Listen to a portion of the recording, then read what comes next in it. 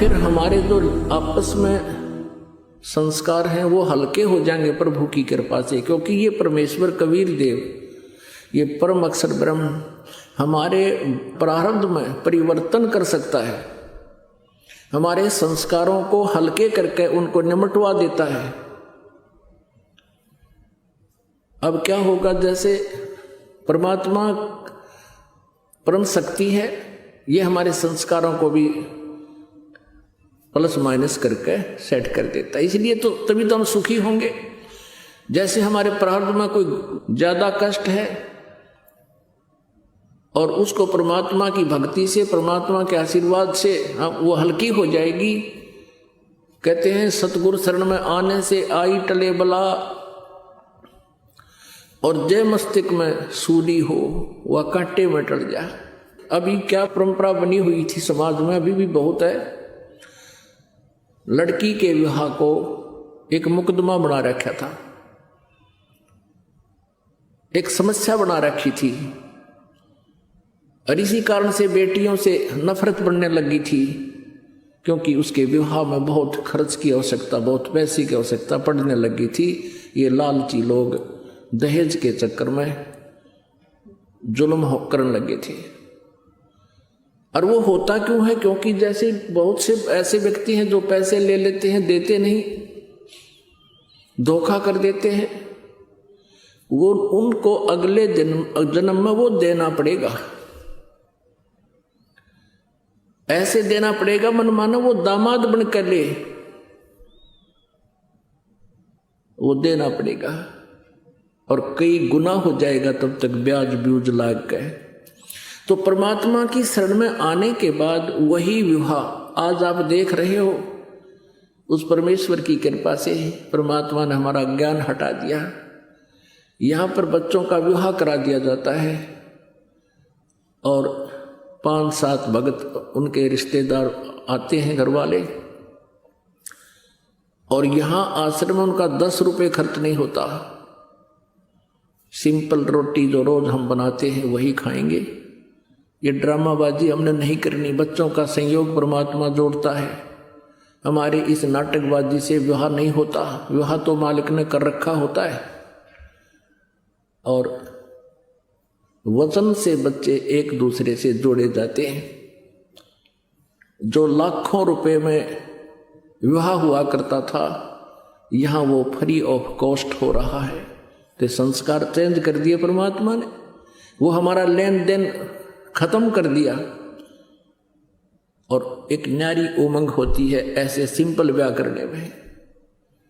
तो पुण्यात्माओं, जिनके संतान नहीं है और ये भक्ति मार्ग जिनको मिल गया, उनको विश्वास भगवान पर हो गया कि जो मालिक कहता वो सही है, उनका कल्याण तो होया पड़ा है। और दूसरे जिनकी दृढ़ विश्वास मालिक पर हो गया, संतान भी है, बच्चा ने भी लाओ लाइन पर, कल्याण उनका भी गारंटीड है। लेकिन हमने यहीं तक सीमित नहीं रहना चाहिए कि हमारे संतान नहीं हुई।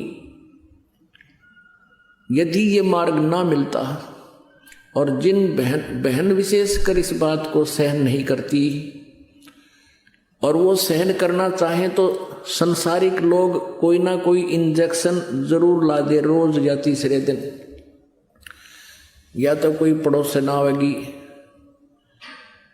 पूछेगी एक बहू का कोई बालक नहीं हुआ, 5 वर्ष हो गए ब्याह ने, तो ये कहेंगे कि ना कोई दया नहीं हुई भगवान की, एक जातक तो चाहिए था। अब वो तो इंजेक्शन ला कर चली जा, पाछे तो वो पुत्र वधू वो बेटी बहुत देर तक रोती है, सोचती है भगवान मेरे से क्या गलती बन गई, मुझे संतान क्यों नहीं मिली। एक संतान मिल जाती दुनिया का मुंह बंद हो जाता। अब यदि ये ज्ञान समझ में आ जाता फिर तो बातें खत्म होगी, कोई कुछ भी बांटो, कहीं जाएगा तो नींद में बांट रहे हैं कहते रहेंगे। और यदि ये मार्ग नहीं मिलता, उन बहनों के साथ क्या बनता है, वो अंतिम श्वास तक वो क्या करते हैं कि लास्ट में फिर जिनका संतान नहीं है, ज्ञानहीन भक्तिहीन प्राणी, वो क्या करेंगे, कोई बच्चा गोद लेंगे, लड़का किसी भाई का या बहन का या कोई रिश्तेदार का, यो एक छड़ा और गाड़ेंगे छाती पे। और फिर क्या होगा, अब तो बात तो बिगड़ रही है क्योंकि संसार का बहुत व्यवहार बिगड़ गया बच्चों का। फिर घर में कहा सुनी भी होगी, बच्चे की पुत्रवधू भी होगी गोद लिए हुए की। फिर बूढ़ा बुढ़िया बैठ कर रोया करेंगे, नो कहे हमारा बेटा होता था कि आज नो कहता मेरे को। वो तो समस्या पैदा करेगी गोद लेने वाली तय। और अंत में क्या होगा फिर उसके साथ, वो संतान का अभाव फिर भी सतावेगा। मरते समय तक भी वो बहन वो माई यही करती हुई मर जाएगी, हे भगवान मेरे संतान होती।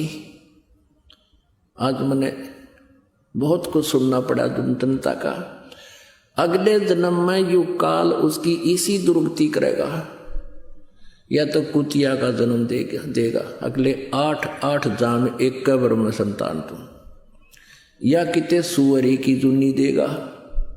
एक ही टाइम एक ही ब्यांत पे 12 पैदा करेगी गले, तो खूब जाम जाम के छकले या तेरी कसर ईब काट दूं।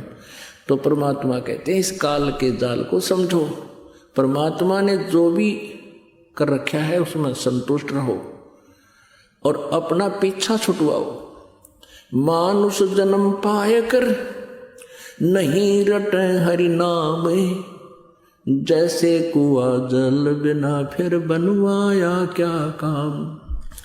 अब क्या बताते हैं परमात्मा कि ये थी आप जी संतान को ही महत्व देते हो, तो सुन लो इसका परिणाम। 1 लाख पूत 1.25 लाख नाती, उस रावण के दीवान बाती। अब क्या बताते हैं परमात्मा कि रावण के 1 लाख पुत्र थे और 1.25 लाख उसके रिश्तेदार थे, बड़े बड़े जो है ना पैसे वाले और बड़े सूरवीर। क्या मांगो कुछ थिर न रहाई, देखत नैन चला जग जाई। 1 लाख पूत 1.25 लाख नाती, उस रावण के दीवान बाती।